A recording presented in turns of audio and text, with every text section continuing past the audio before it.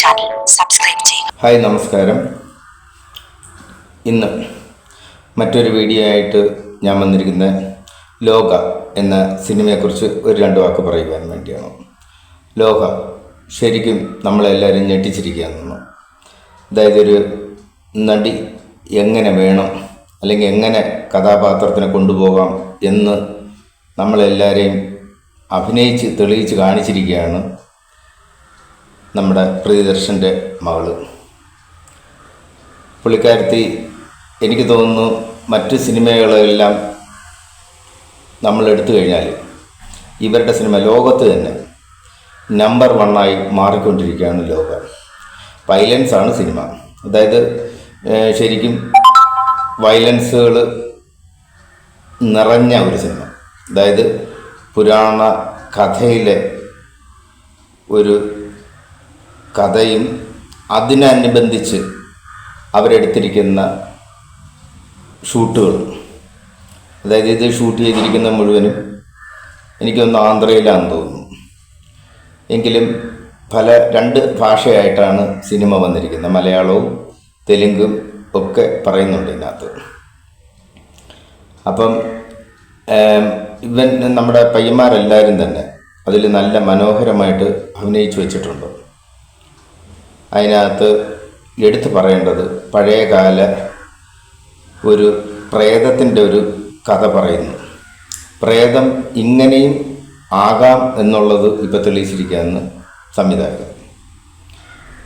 അപ്പോൾ നമ്മൾ ഈ സിനിമ കാണാൻ വേണ്ടി പോകുന്ന, അതായത് തിയേറ്റർ നിറച്ച് ആൾക്കാരാണ്. അതായത് ലോക കാണാനായിട്ട്. ലോക തുടക്കം മുതൽ ഒടുക്കം വരെ നല്ല മേക്കിങ്ങാണ്, നന്നായിട്ട് ചെയ്തു വെച്ചിട്ടുണ്ട്. അതിനകത്ത് ടൊവിനോ വരുന്നുണ്ട്. ടൊവിനോയുടെ അഭിനയം പറഞ്ഞു കൊടുക്കേണ്ട കാര്യമില്ല. എന്നു പറഞ്ഞാൽ അത് അതായത് നമ്മൾ വിചാരിക്കുന്നതിലപ്പുറമായിട്ട് അദ്ദേഹം ചെയ്തു. ഒരു ഭയങ്കര രസം തന്നെയാണ്. എനിക്ക് കണ്ടിരുന്നപ്പം അതൊരു വലിയ ഒരിതുപോലെയാണ് ടൊവിനെ കണ്ടത്. അതായത് ടൊവിനോ വരുന്ന മാജിക്കും മറ്റു കാര്യങ്ങളെല്ലാം കാണുമ്പോൾ തന്നെ തിയേറ്റർ മൊത്തം കയ്യടിയാണ്. എന്ന് പറഞ്ഞാൽ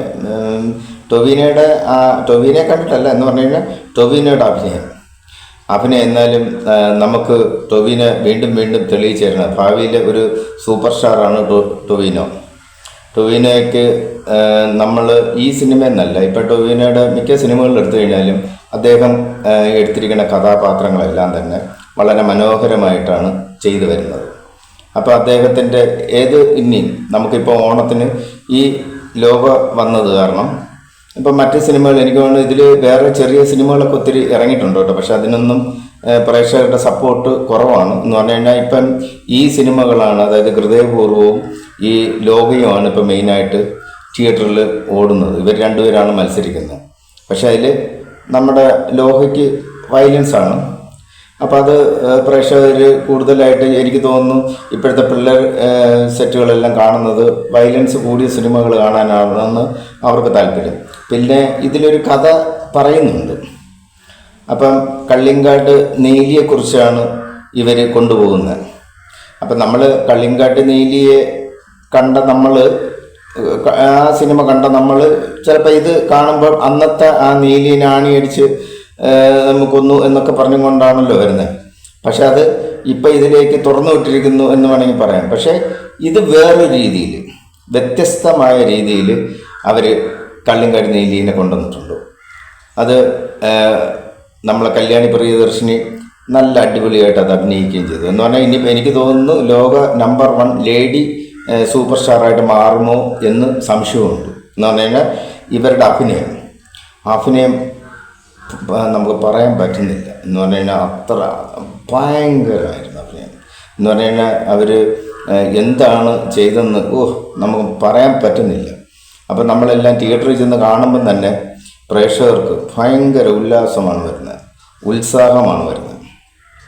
അപ്പോൾ ആ ഉത്സാഹത്തിനിടയിൽ മറ്റ് ഓരോ സ്റ്റണ്ട് ഫൈറ്റൊക്കെ ഭയങ്കര രസമാണ് അവർ ചിത്രീകരിക്കുന്നത്. ഒന്ന് ത്രൂ നമ്മൾ തുടക്കം മുതൽ അവസാനം വരെയും ഒരു ലാഗും ഇല്ല.